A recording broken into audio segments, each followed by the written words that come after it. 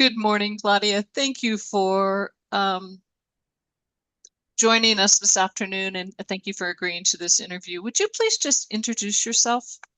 Yes, my name's Claudia Prose. I live in North Carolina. I got involved in this project because I have time as I'm a retired pediatrician, and I am an old high school classmate of one of the project directors, I guess you'd say. And I had been talking with her over several months in a small discussion group, which she was leading, which was mostly book based. We would read a book and then discuss it. And it was a variety of people. And as the grant came through for this project, she invited anyone who wanted to continue and be a participant.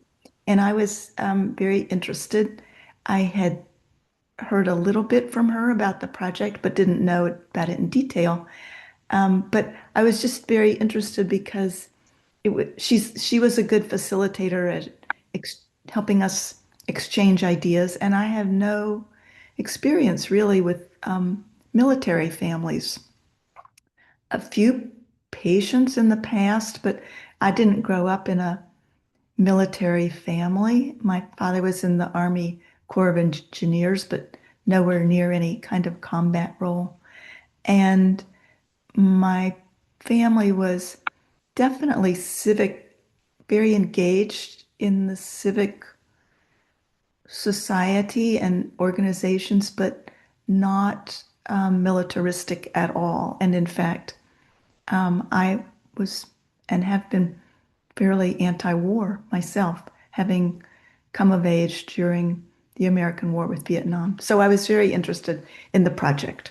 And I started as a participant, and then I got kind of drafted to be a discussion leader because someone else had some conflicting responsibilities. So it came at me, and it's a larger project than I anticipated. Well, then I will say thank you very deeply for joining us, and I'm glad you did. Can you tell me what does it mean to you to lead a discussion in this program? Well, when I finally or eventually understood that it was more about facilitating discussion and promoting exchange of ideas, I was much more relaxed about it. I did not want to be a teacher. I didn't feel I had mastery of the material or authority over anyone else. And so to me, it was more about finding things that would elicit, finding ways to elicit participation from other people. And I felt that the group had enough diversity to be really interesting. It was diverse in age and in experience and in outlook. So to me, it was more about how do I get engage people and keep them talking. Though I felt after a couple sessions, it was important to say we can just be quiet together if something has really struck one of us as important and needs to be reflected on more. Let's just pause and talk about it. And it's harder when that's on Zoom than in person. I don't think we have the same cues as you do when you're with people in person and you can say, "Oh, yeah, this is heavy. Let's just absorb it for a minute." But it felt like less of a burden because I had two other discussion leaders, co-leaders who were really great and really more experienced, and they really helped me along. Good, thank you. What skills do you find yourself using most often when facilitating conversations in your group? Listening. I spent years and years listening to patients' families' stories and then sometimes I had to be more directive and keep move the visit along. But just listening to people and trying to see what was really moving them. Good, thank you. Do you face any obstacles in facilitating the group? If so, what are they and how do you navigate them? Well, as I said, I felt I felt like at first I had to know everything and have it was a class and I was had material that I was to present and then make sure that the class got it and went away with more than they had come in with. But I think I relaxed into more of a facilitator than discussion director, and that was a relief to me. Good, and I think that is right. Um, how do you help create a space where people feel able to speak honestly, listen closely, and sit with difficult material? I'm not sure I know really how to do that, or I could put it in words, but I think it's to be to project not being judgmental or being um, always right. It's just, in the world of medicine, it's just, it's like, it's not contagious. It's just, it's a character of the culture that you have to be right. And I think that's changed some in the last decade or so, but um, I think it helps people feel free to voice their reactions, their ideas if you just don't prescribe right away. There's not a right way to read the material. I think that's very insightful. Thank you. What role do the group mentors play in helping you as a discussion leader to lead discussions?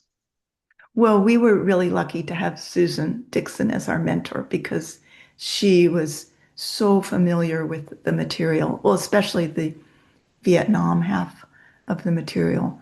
Um, she had read a lot of books by Vietnamese. She has been to Vietnam at least once, maybe more times. And we used one of her writings as source material.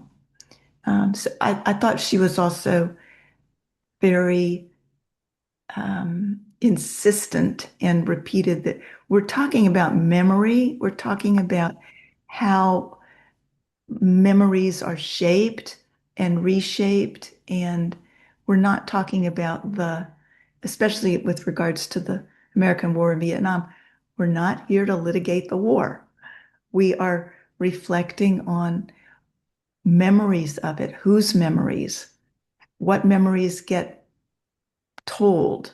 And that was just, she kept on that in a very good way. Good, good. What value do you find in bringing civilians and veterans together for discussions on war, memory, and how we remember war?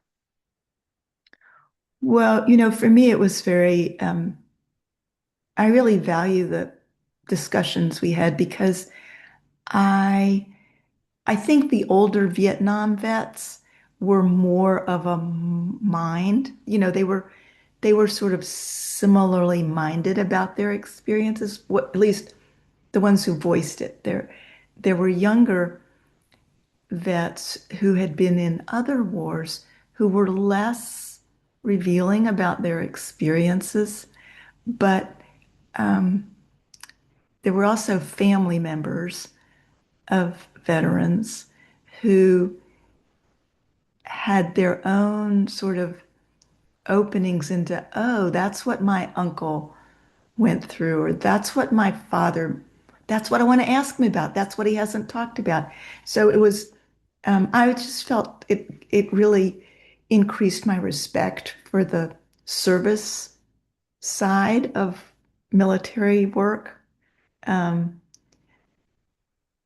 and that I really appreciate that because I think that was for a lot of people, or is for a lot of people, that's the motivation to go into military service. It's not that they want to be warriors and run around with bazookas and howitzers and blow people away, but they really see it as of a form of patriotism. And it's never been my form, but I really I want to respect what they're doing and have done. Good. Sort of along those lines, do you observe differences between civilians and veterans in these conversations? Oh, I definitely think there's a gap. I think there's a there's a training that you go through to be in the military. And training is serious stuff. You get more radically than in a lot of trainings. Your identity is stripped in some way, and you are in the service of this hierarchical organization. And you got to find your comrades and find your niche and find your ways of dealing with it. And um, I think especially for the people who go into combat, it's incredibly energizing and at the same time numbing and at the same time so it's thrilling and numbing and scary, and I can see why it's a big charge and also why it's a huge drain and it ruins a lot of people. Even if they come back from war with their life, they're so changed that um, sometimes they don't know themselves anymore. I do think that is true. Um, are there moments when those differences between veterans and civilians, create tensions, insights, connection, or misunderstanding? And if there are, can you explain and how you've handled any of these moments as a discussion leader? I just didn't feel there were, I think we didn't get at some of the conflicts and differences among the group. I think people were being polite a lot. Um, and at the same time, there was one person who had sort of one song to sing and just kept, whenever, whenever they could, they would just sing that song. And it was not particularly, it wasn't disruptive really, but it wasn't helpful. I just wasn't, I think people were being polite. And also, we are in the midst of a very conflicted time in our country, and I could go off on that. But I think also we were holding back, some of us, on making some connections that we see and feel and being frank about the the times we're in, which call for extraordinary actions, I think. I do think that's right as well. So what I'm hearing in your answer potentially is that there was around the memories of the two wars that were covered in the discussion, people kept the discourse very civil, if you will. There Yes, I weren't. think we tried to be very civil. And, most of us do not have, I don't think anyone claimed relatives who were in the Civil War, but we have feelings about it. And those of us who grew up in the South can talk about how intense segregation was and how blatant racism was. And there were a lot of non-white people in the group, but they did speak. I shouldn't say they didn't speak. They did speak frankly about what they've experienced. And I think that wasn't, I don't know if we really joined that topic enough as far as that's a legacy of the Civil War. It's not gone. And there's a legacy of the Vietnam War too. There's a lot of discrimination against Asian Americans. And if I said anything about this program, I would say add more about We should have had more about post-Reconstruction, Civil War. The Civil War is not just those battlefields. I do think we brought that out. I think that was successful. And a lot of the discussion about monuments was interesting, but post-Reconstruction, the war went on and on.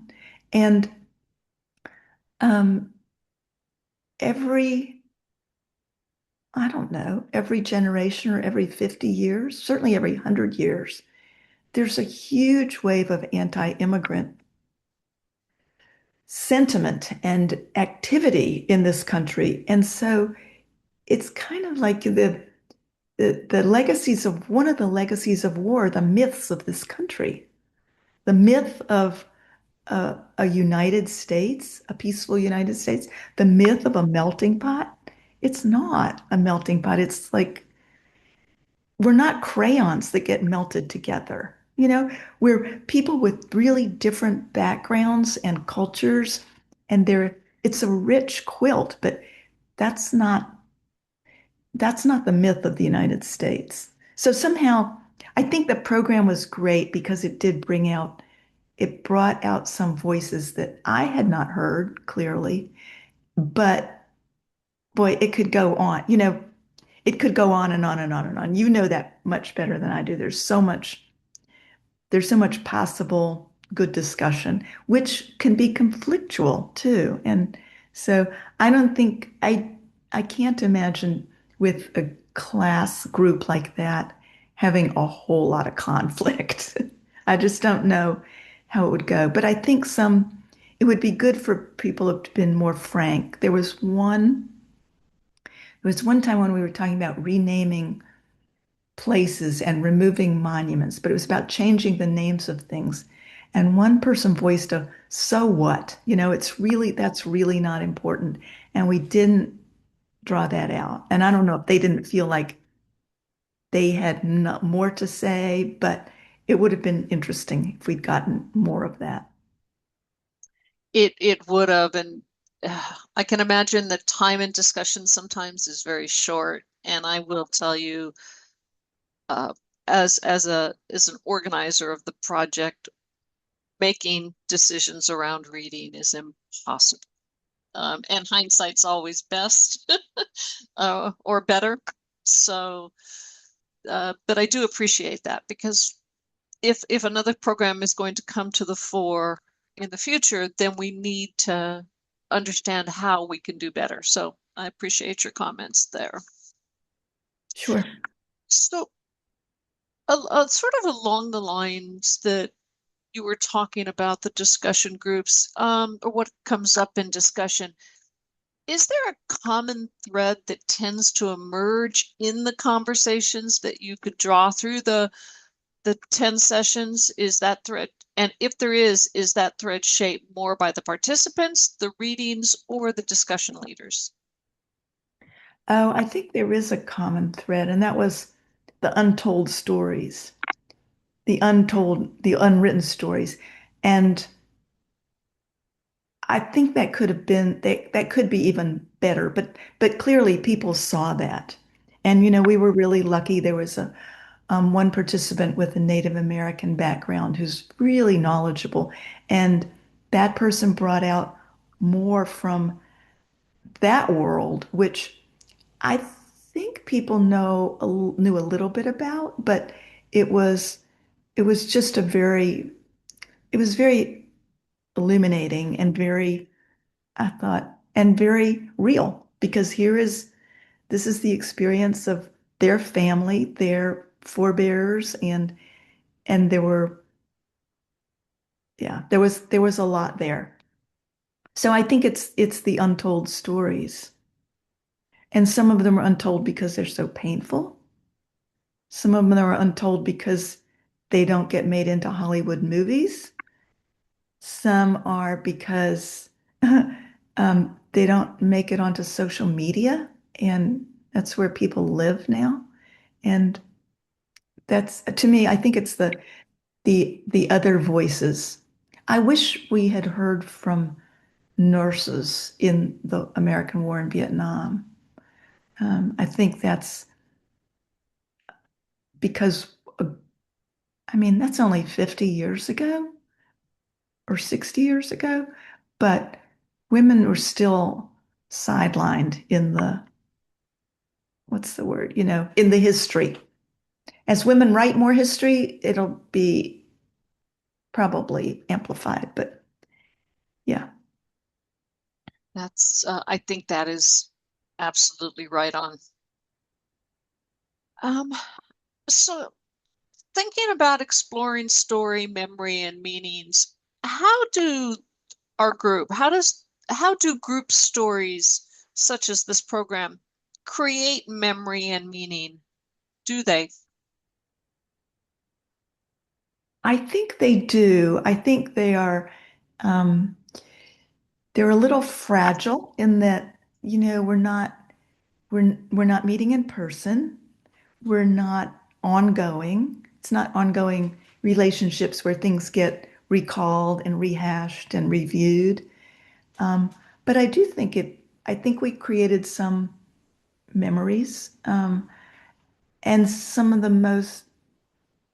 well, maybe the most striking to me was the Wayne Carlin piece. And Al Moore. I watched the video, though I wasn't in the leadership training, and I ended up reading his entire book because I thought it was so interesting and so again just so genuine. He was so much. This is my story. I'm not and I'm not putting it on anybody else. This is what I did and what I've had to work through, and here I am. Um, I think I rambled a little bit, but I think the individual stories are just really powerful when they're even when they're raw, but when they're put together and they're juxtaposed one with another. So the reason why the Win Carlin thing was so powerful was it was the American soldier, what he did, and on the other side, what was happening for the family of the Vietnamese who was lost, gone, murdered. And that's why it was like it was just that's a really remarkable piece. I, I, I I think everyone carries that memory now. that's a Thank you for explaining that because that does really help explain how the program and how the reading or listening, in this case, to a podcast or even seeing his interview after the fact or his discussion leader training video after the fact helps people create meaning that because they're stories they've never heard before. Mhm. So, how do stories change us? Well, I think a good story connects, you know. I mean, story, we think of it as not accurate. It's like a story. That's just a story, like it's some your own creation. But it's really your account. It's someone's account of what they saw, what they did, and I think that connects. That's what people respond to. Um, and that's why, well, also for a lot of people, they can't write it in a form that looks like a newspaper article or a textbook. They just have to tell it, and that makes it more real. It's more human. So, I do think that's right, Claudia, and from my own experience, listening to Tom Jerry's story, Gold Star Mothers, that lives in my heart today. I don't think mhm. I'll ever forget that story, and it gave me such a huge sense of sort of the burdens that people can carry all their life based on one decision that they made. And one little thing that may not have meant the same. I mean, his those parents, the first family, they didn't know he was nearby, or maybe they did, but they don't know what they missed. But for him, it was another wound. Exactly. Exactly. Yeah. That he still carries. Yeah. Um, okay, so, and maybe we've just sort of gotten part of this, but how have the stories shared in the program changed you or participants or enabled group cohesion? Well, I'll start with the last of that's three. That's a three-part question. It is. I don't know. I don't know if there's group cohesion. Um, I think there's potential for people to stay in some contact, and that may happen in some form. Um, but I think for the people who stayed with it, it was obviously worthwhile to them. It was worth spending 2 hours every 2 weeks and a few hours preparing or thinking or reacting. Um, so I, I can't speak for all the participants. You'll get the feedback and hopefully some suggestions as well. And I think for me as a discussion leader, it was very valuable. I tried to explain it to lots of people. It's like, I have to go prepare. I have this, I have this night meeting now. And it was to a lot of people, it was very interesting that I was doing it and that what it was. And so I felt really, I felt invested and I felt worthwhile myself. And so it was character building for me. Thank you. You're welcome. That is wonderful, and that's exactly how I feel about this program. So thank you for that. And for your investment of time and energy and effort. I know how much it takes. So I'm sitting back here watching it. But you teach all the time, so it's in your grain. It's along your grain. It's not along my grain. That is true. That is true. You could not get me to be a substitute doctor and expect that I would do anything real. Um, what role, Claudia, do the project readings play in helping participants access, understand, or reframe their own experiences? Well, I think it was a mixed bag in some ways. I think some contributed more than others. Some readings were a little dry and a little long, and others were just really different and a little bit hard to. I mean, I had to wrestle with the which book was it? She weeps at The best, times. no, the best we could do. I had to wrestle with that more, but then I came to really appreciate it. Um, and same with She Weeps. It was really hard to get into, and then I didn't want it to end. It was one of those books.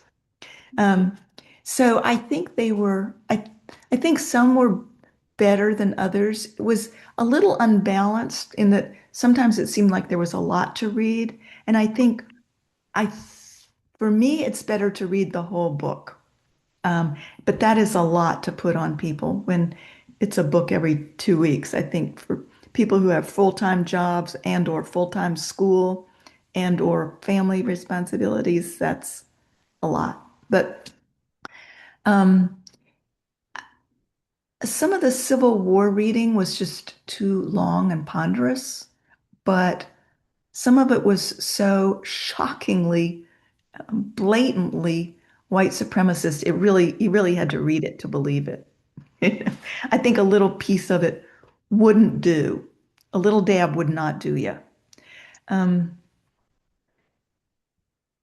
but I think the voices of people who besides She Weeps, which is like she was the voice of generations, the voices of people who had the experience is more compelling than people writing about something.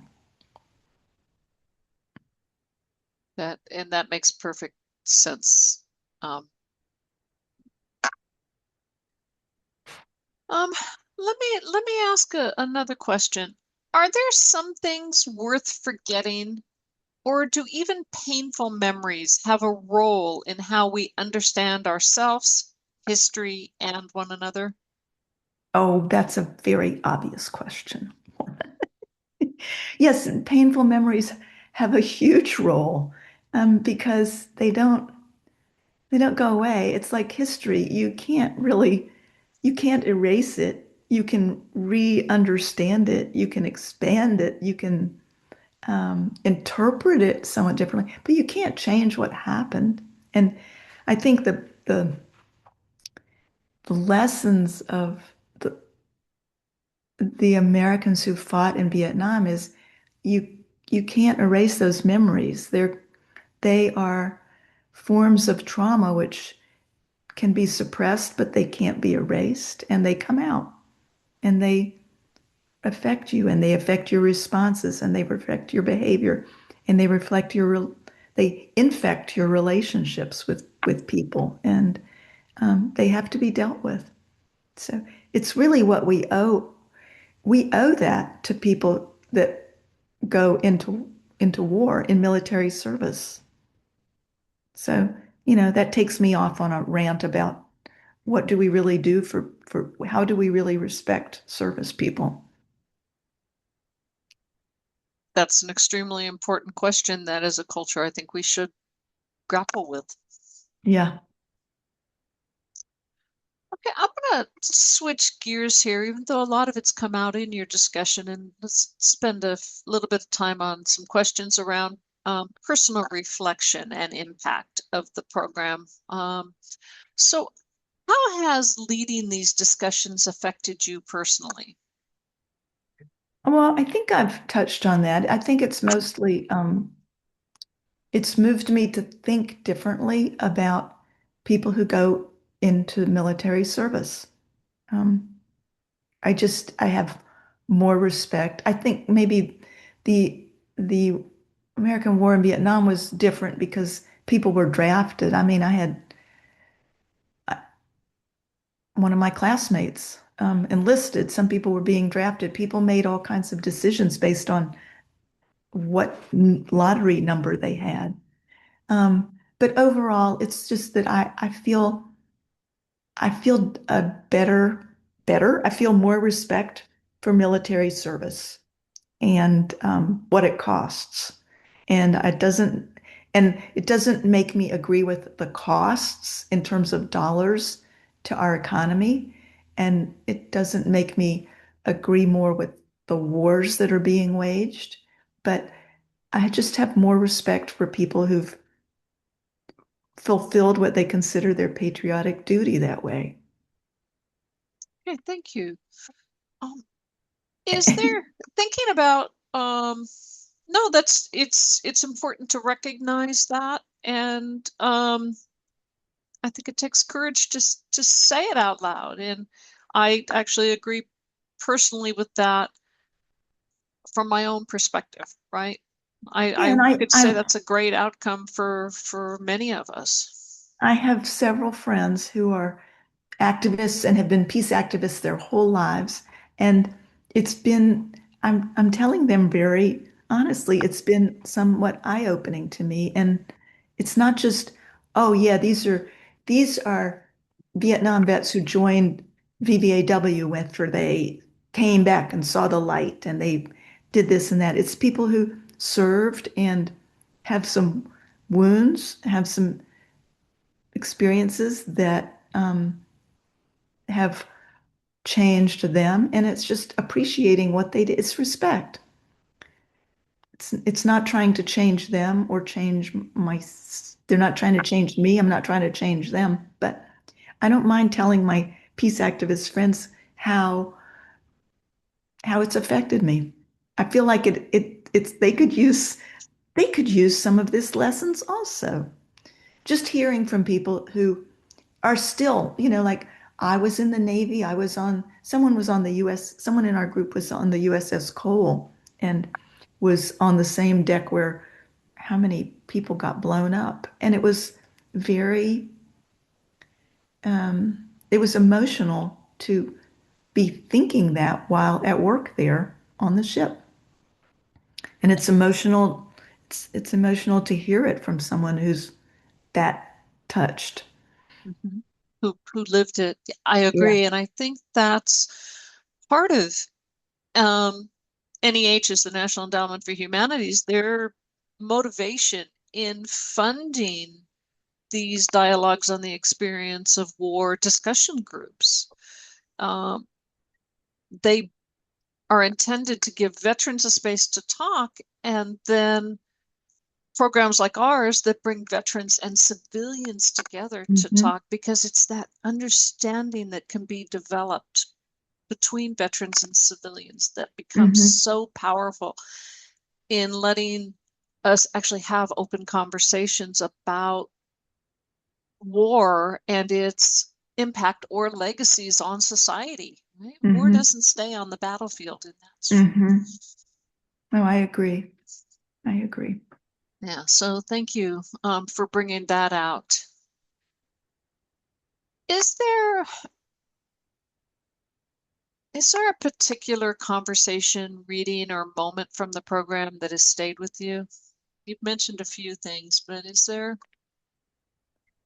I think two, maybe three. Well, I think three. Al Moore's account of, the half of his book was all this technical stuff about helicopters. Like, well, it was really, that was what he lived and breathed for months or years, and he retains it. And then how um, he, some of the bloody stuff that he did, and then how he just lived his life as if it were behind him, and then how he fell apart and it tore him up from the inside out. And what a lot of work it was to put himself back together. But the fact that he did it and um, can explain it is, and I think he said, you don't, there are different ways of saying it. You manage it. The traumas never go away, but you learn to manage them. And that's what he did. So that was one. And the other was the Wayne Carlin. Um, I guess it was a podcast. I Mhm. mean, it was so visual. I'm thinking of it as a movie, but it was a podcast. Well, we actually have three things. The discussion leaders got his book Wandering Souls. Then he came at the discussion leader training and gave us a talk, and I we think were I able listened to that. to Yeah, produce the video of the talk. yeah, yeah, So you probably do have a visual of it, and that talk was um, very powerful. I agree. yeah. I didn't even remember the title of it, Wandering Souls. But the other one, which I just will really treasure, is Maya Lin's account of how she created, how her idea came, how the idea came to her of the memorial, how she wrote the proposal, and then how long she had to fight for it, how she had to fight for it. And that's just it's a great story because she was so, she was so, so we're so resolute. It was like another battle, and she won. Um, agree on all three of those stories, and but with Maya Lin, the fact that she was so young. I know she was like the men who were on the wall. She was 21 when when it started. Really a great story. Oh, what a great connection. I mean, all of a sudden I'm thinking of a very young Al Moore Uh-huh. in Vietnam and his battles, and Uh-huh. then Maya Lin's battle to get Mm-hmm. the memorial wall built. And you just, Mm-hmm. yeah, I'm going to be thinking about that for a while. Thank you. Um, Yeah, I guess they never met. no. Maybe they meet on the wall in some ways. Well, and Wayne Carlin in the middle, because his work tries to bring together, as you alluded to earlier, Vietnam veterans with Vietnamese veterans, if you will, Yeah. right? Yeah. in the Yeah. story, And two people who saw one another but never knew one another. But and would have killed one another had they had yeah, the opportunity. yeah. Well, they did. One did. Oh, right, the story that he was telling, but I was thinking about after the words and his own work in that conference that they had where the Vietnamese and Americans came together, and he met a young Vietnamese woman at the conference, and they were talking about their roles in the war.